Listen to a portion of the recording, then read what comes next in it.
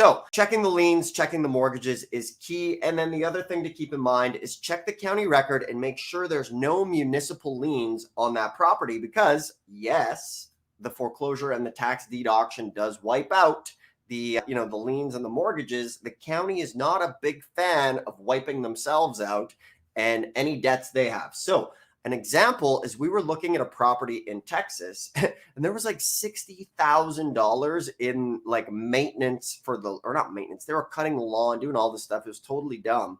However, this is an insider tip, is there's been times where we've looked at property, they've had a municipal lien on it. It didn't make sense to buy it, but you can go and negotiate with the city and say, listen, I'll get this thing back on the tax roll, but I need you to waive this lien.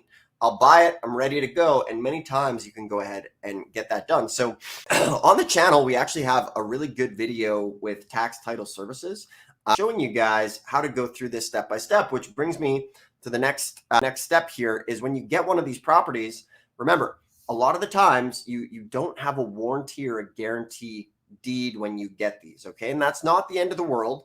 Like if you get a house, say it's $5,000 and it's worth 50, you can use a company like Tax Title Services. They'll get you a clear title within 30 days. Now, if you're buying super cheap land and lots for like $50, then from there, it's not really worth it. Just quick claim deed it, make a couple $1,000 and move on to the next one. And away we go.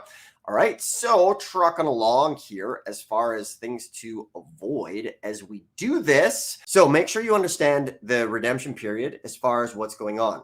Important thing, remember, Florida is a tax lien and deed state, but Florida is one of the only places where when you buy a tax lien, you can't foreclose on it and get the property. It goes to a tax deed sale. So keep that in mind. All right. From there, like we mentioned, the environmental hazards, obviously avoid that. The next thing that you really want to do is when you get that property and you win it at the auction, boom, it's a place called Farmers Insurance. Okay.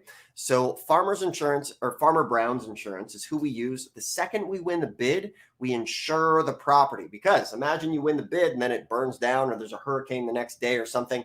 So you want to get property insurance on that property so that you can really make it work. Once again, folks, thanks for tuning in. If you like this stuff, do me a favor, hit the thumbs up. From there, if anybody here ever wants any, coaching or mentoring or some one-on-one help, there is a link below in the description. You guys can book a call. I'm always getting people asking about that.